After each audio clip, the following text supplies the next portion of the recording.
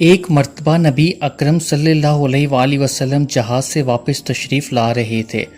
آپ صلی اللہ علیہ وآلہ وسلم نے ایک جگہ پڑاؤ ڈالا اور ارشاد فرمایا کہ 2 آدمی رات کو پہرا دیں تاکہ بقیہ لوگ آرام کی نیند سو سکیں۔ 2 صحابہ کرام رضی اللہ تعالی عنہ نے اپنے آپ کو اس خدمت کے لیے پیش کیا۔ آپ صلی اللہ علیہ وآلہ وسلم نے ان سے فرمایا کہ اس پہاڑ کی چوٹی پر چلے جاؤ اور دشمن کا خیال رکھو، ایسا نہ ہو کہ دشمن شب خون مارے اور لوگوں کو نقصان ہو۔ وہ دونوں صحابہ رضی اللہ تعالی عنہ پہاڑ کی چوٹی پر چلے گئے۔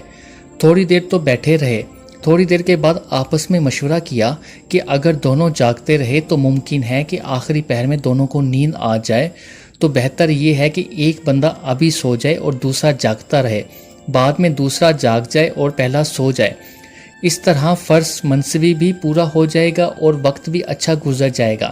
چنانچہ انہوں نے سوچا کہ میں خاموشی سے فقط ادھر ادھر دیکھتا رہوں گا، کتنا ہی اچھا ہے کہ میں 2 رکعت ہی پڑھ لوں۔ چنانچہ 2 رکعت کی نیت باندھی اور سورۃ کہف پڑھنا شروع کر دی۔ سورۃ کہف پڑھنے میں کچھ ایسا مزہ آیا کہ پڑھتے ہی رہے۔ اسی اثناء میں دشمن ادھر کہیں آ نکلا۔ اس نے دیکھا کہ لشکر تو سویا ہوا ہے، قریب کوئی ایسا تو نہیں جو پہرے میں ہو۔ اس نے اوپر پہاڑ کی چوٹی پر دیکھا تو ایک آدمی کھڑا نظر آیا۔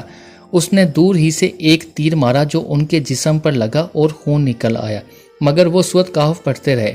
دوسرا تیر مارا تو خون دوسری جگہ سے نکل آیا، مگر پھر بھی قرآن پڑھتے رہے۔ اس طرح کئی تیر ان کے جسم میں لگے اور خون نکلتا رہا۔ خون نکلنے سے وضو ٹوٹنے کا مسئلہ اس وقت تک واضح نہیں ہوا تھا۔ وہ قرآن پڑھتے رہے حتیٰ کہ محسوس ہوا کہ جسم میں اتنا خون نکل چکا ہے، کہیں ایسا نہ ہو کمزوری کی وجہ سے بے ہوش ہو کر گر جاؤں۔ اگر گر گیا تو میرے بھائی کو کون جگائے گا اور لشکر کی حفاظت کون کرے گا؟ یہ تو میری ذمہ داری میں کوتاہی ہو گئی۔ لہٰذا جلدی سے سلام پھیرا اور بھائی کو جگا کر کہنے لگے کہ دشمن تیروں پر تیر مارتا رہتا تو میں ان کو کھاتا رہتا، مگر سورۃ کہف کو مکمل کیے بغیر میں کبھی سلام نہ پھیرتا۔